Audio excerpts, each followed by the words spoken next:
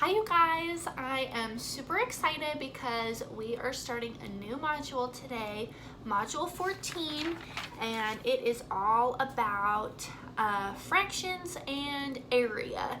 It's a super tiny module. There's only 4 lessons, I think, and so it's gonna go by quick, but this is lots of really important things that we're covering, and it's a little bit complicated. It's easy to get it confused, so hang in there, do your best. If you don't understand it right away, that is totally okay. We're just gonna take our time and push through this module and just do our best. So here we go. I am on page 385 in your math books. So lesson 1 is on relating fractions and area.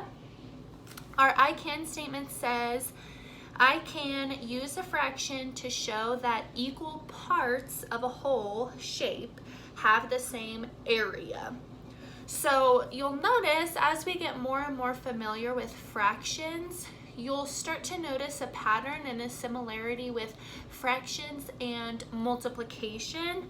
So just like with multiplication, we can describe multiplication equations using area. We can do the same thing with fractions. So pretty cool that we're making those connections. So let's go ahead and get started on the Spark Your Learning. It says, Lydia's hamsters are Alvin, Betty, Coco, and Doug. There's a little picture of them. They're so cute. Lydia puts up a wall to divide her hamster's playground into left and right halves. Then she puts up screens to divide each half of the playground into 2 halves. Now each hamster has a separate play space. The question is, which hamster will get the largest play space?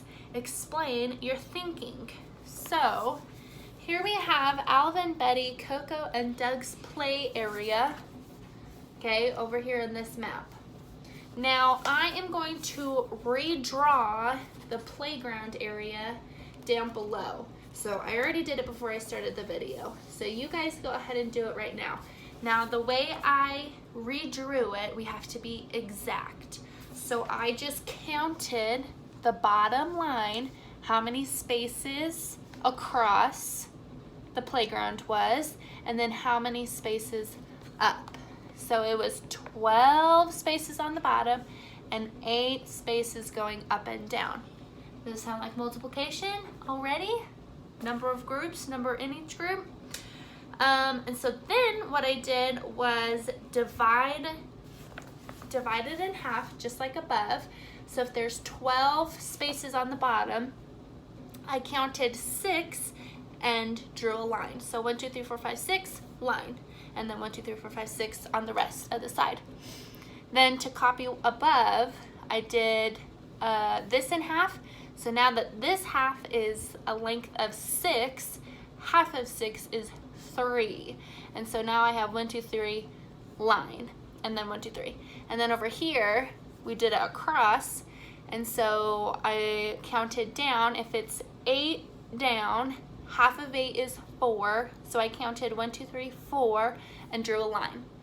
Okay, so all this is copying the picture over here over onto this grid paper. And the reason I'm doing that is because we use grid paper to count unit squares, and that will tell us the area. And so up here, I couldn't tell exactly how many unit squares there was. I could figure it out based on the length and the width, but I thought it would be helpful for you guys to see it, see the whole area, not just the length and width. Okay, so first thing I'm gonna do, I'm gonna grab a pencil. We are going to count the number of unit squares in each play space. So for Alvin, Betty, Coco, and Doug. So I'm going to count 1, 2, 3, 4, 5, 6, 7, 8, 9, 10, 11, 12, 13, 14, 15, 16, 17, 18, 19, 20, 21, 22, 23, 24. So Alvin's play space is 24 unit squares.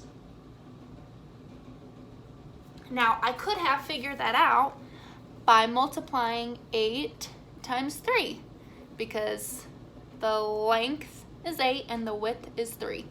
Okay, 8 times 3 is 24. And then over here for Betty's play space, it is an exact copy of Alvin's. I could count it to double check if I wanted to, but I already know that that is 24 unit squares. Okay, so we know that these are equal to each other. Now we need to figure out if these two play spaces are equal to Coco and Doug's play spaces.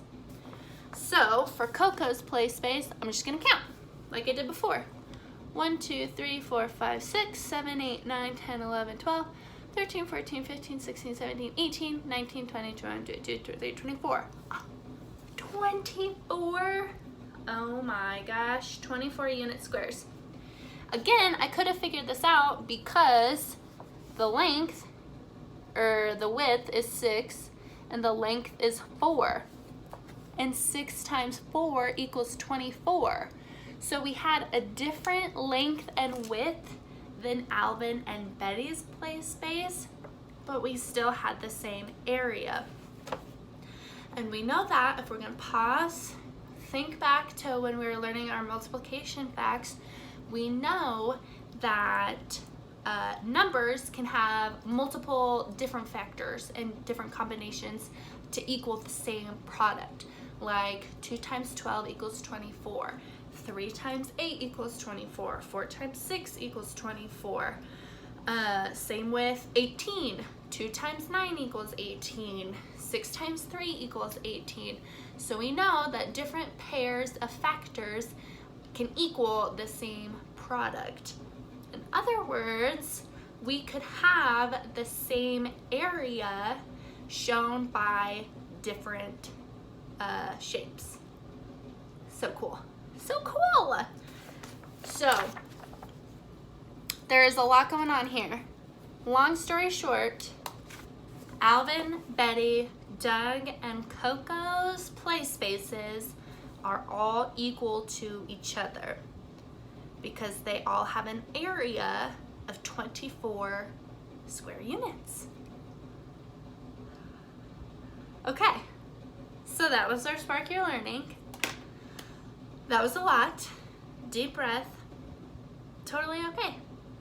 If you're still kind of like, what are you saying, Miss Lillenquist?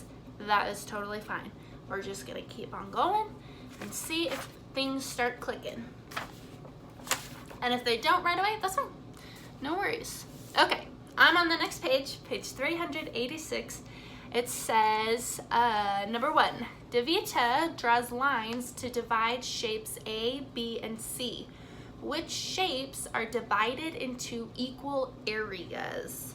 How can you show which shapes are divided into equal areas? So I have 3 trapezoids, and these 3 trapezoids are split into different pieces. Now, the important thing about fractions is that the parts of the whole have to be equal to each other in order for it to be a true fraction. Otherwise, we cannot say, oh yeah, that is 1/2 of the trapezoid. We can't say that if the pieces are not equal to each other. It's just not true. So what I did, I took just a piece of printer paper and I traced the trapezoids. Okay, see all these? So this is A, this is B, and this is C. So now what I'm gonna do, and what you guys can do to prove which shapes are divided into equal parts, you can just cut up those equal parts and see if they lay flat on each other and are equal to each other, then you know that those are equal parts. So I am actually starting with shape C. I'm kind of going backwards, but that's okay. I'm cutting out this trapezoid. Okay, there it is, so cute. And then I'm gonna cut where the lines are that Davita drew. Okay, so here are my two pieces that I cut. Now I'm gonna flip them and see if I lay them across, are they the same size? And they are, okay? It's a perfect match. So that means that C, trapezoid C, is divided into equal areas because the size of those pieces are the same. So those are equal areas. Now I'm gonna go to trapezoid B. Gonna cut it out, and then, and you guys can do this too, because if we were in the classroom, I would be giving you guys shapes and different tools to use to show area and pieces of a whole, just because I feel like it makes more sense if you can like see it and play with it. So you guys can do this too. Trace the shape with just like a regular printer paper. Okay, so here's trapezoid B. So it is split right across, and so I'm gonna, ooh, almost lost it. I'm gonna cut right across. Okay, now the test is to lay it on top of each other and see if they represent equal pieces. Okay, so as you can see, if I lay it across, I'm gonna go this way. So I lined up those edges, the diagonal sides. I lined them up so they're equal in width, but they are not equal in length. See this extra piece? Okay, so again, they are equal in width, so that's good, but they do not have equal areas because this one is way longer. Okay, so this is not divided into equal areas because one is longer than the other. So B is out. Now for trapezoid A, again, I went backwards, so I apologize. So I'm gonna cut this trapezoid out. And this one is divided into 3 parts. So we're gonna see if those 3 pieces are equal. They're all equal to each other. So here's trapezoid A. Okay, and then I'm gonna cut along those lines. And what's interesting, you'll notice those 3 lines created 3 triangles. It's pretty cool. Let's see if they're equal to each other. Okay, so there's 1 triangle, another one, and the last one. So I'm just lining them all up on top of each other. So far, so good. Those first 2 triangles are perfectly lined up. And the 3rd triangle is perfectly lined up with the other 2. So there's my stack of triangles. So trapezoid A is divided into equal areas because each of those pieces are equal to each other. So you guys in your math books are gonna write that out, write out what we just did. A, if you cut it out, lay the pieces on top of each other, you'll notice that all the pieces are equal, so they have the same area. So you would just write that under the trapezoid.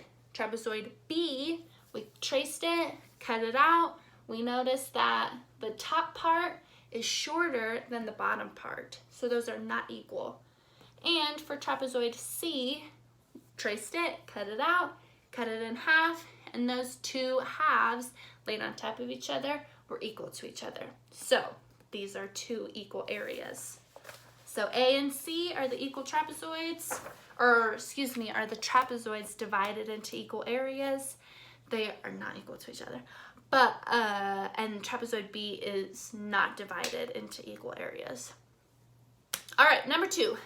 Edgar draws lines to divide circles A and B.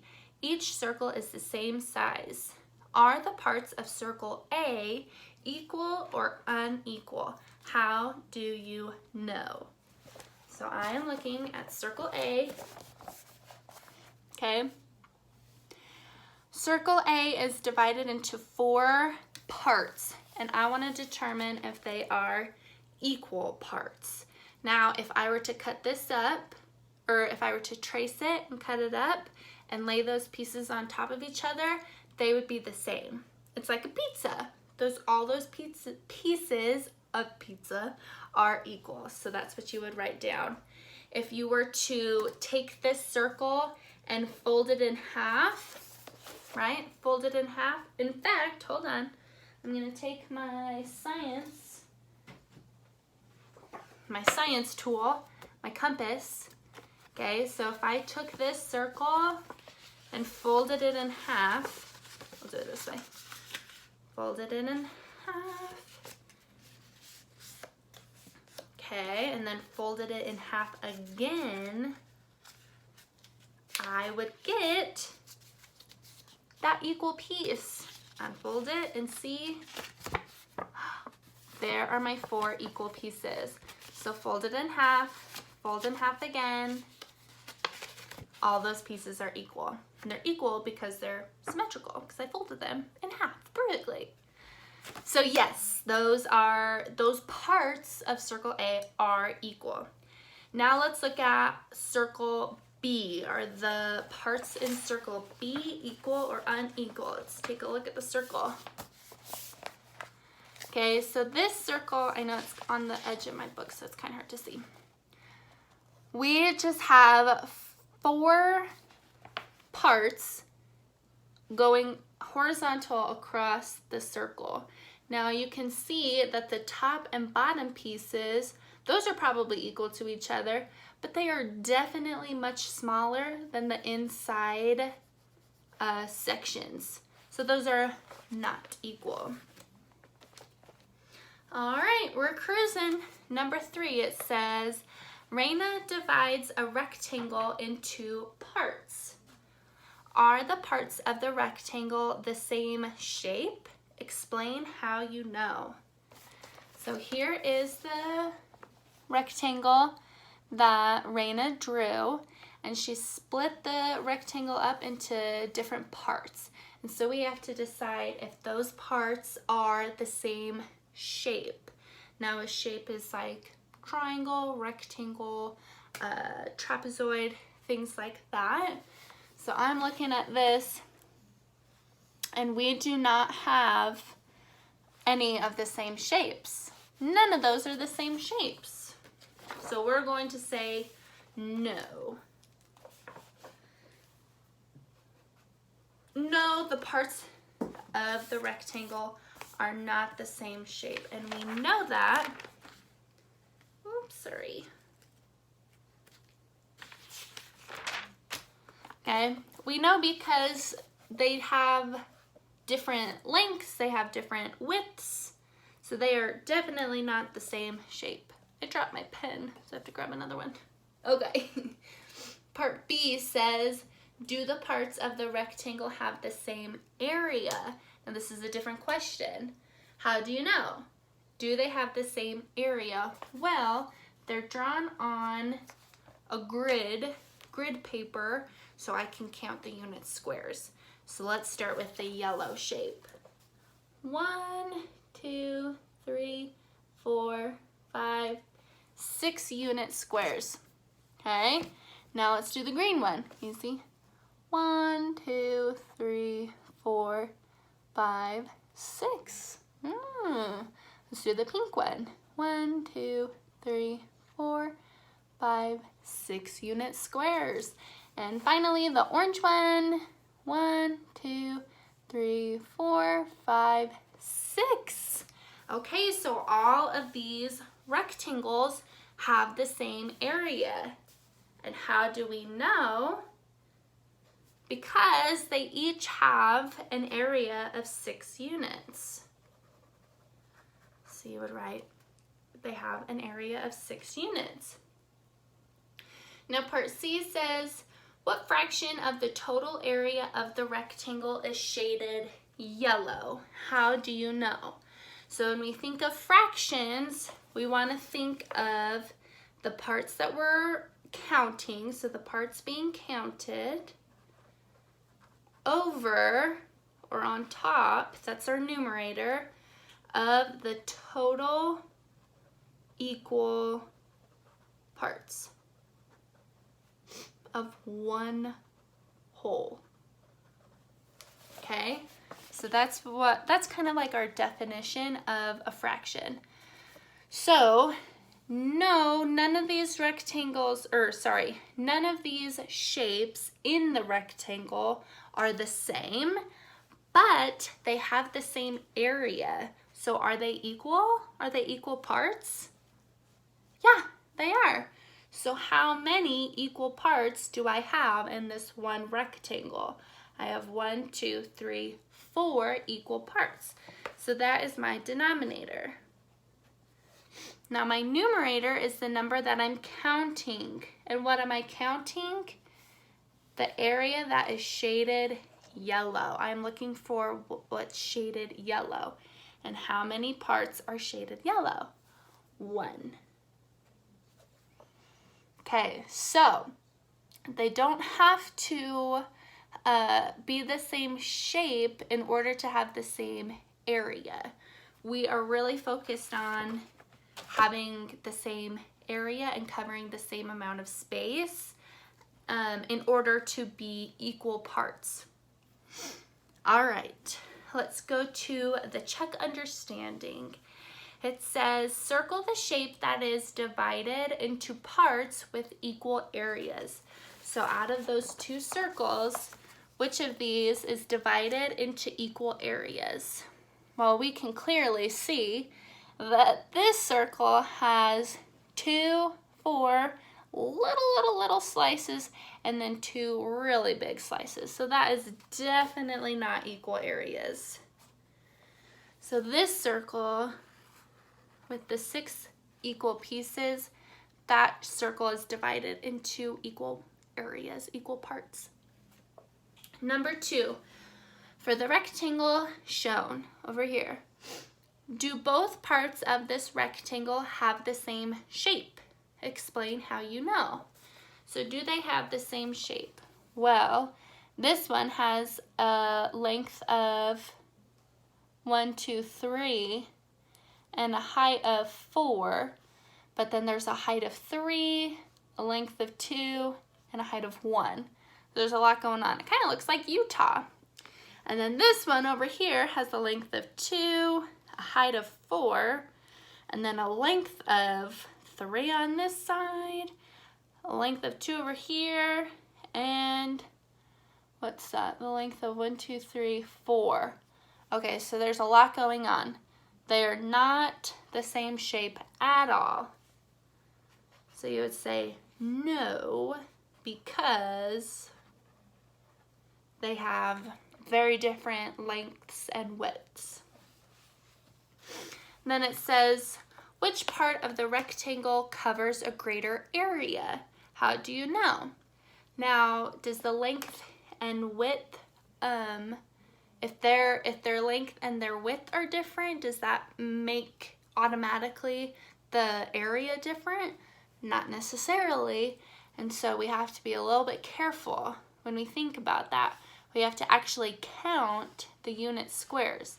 So for the yellow shape, we have 1, 2, 3, 4, 5, 6, 7, 8, 9, 10.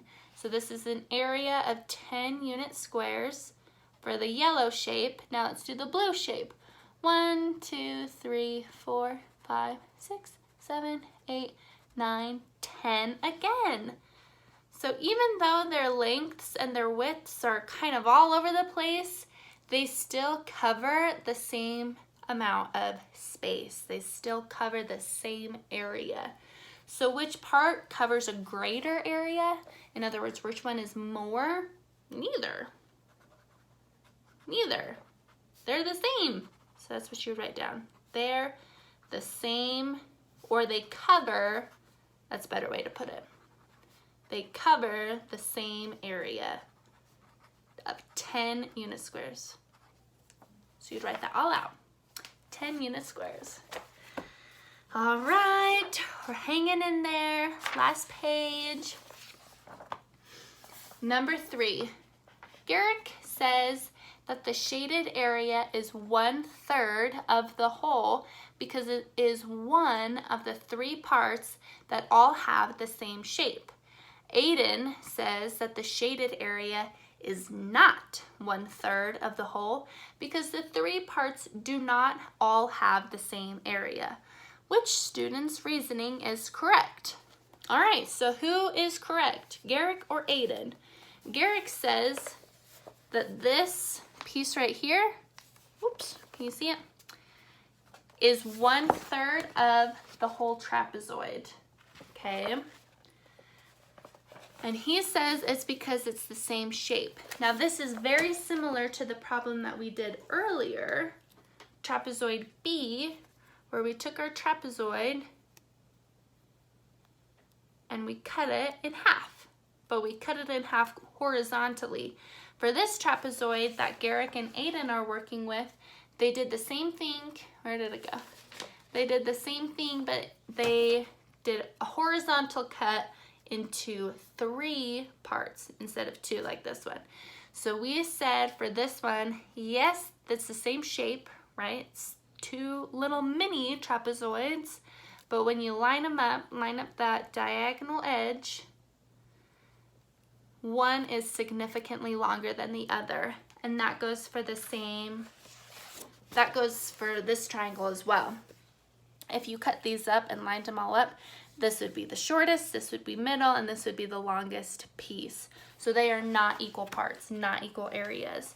So since they are not equal areas, we cannot say that that is 1/3 of the shape, okay? Because that's a fraction, and when we use fractions, we are talking about equal areas, equal parts, and those are not equal parts. So we can't say 1/3. So Garrick is wrong, Aiden is correct, because Aiden said that the shaded area is not 1/3 of the whole because the 3 parts do not all have the same area.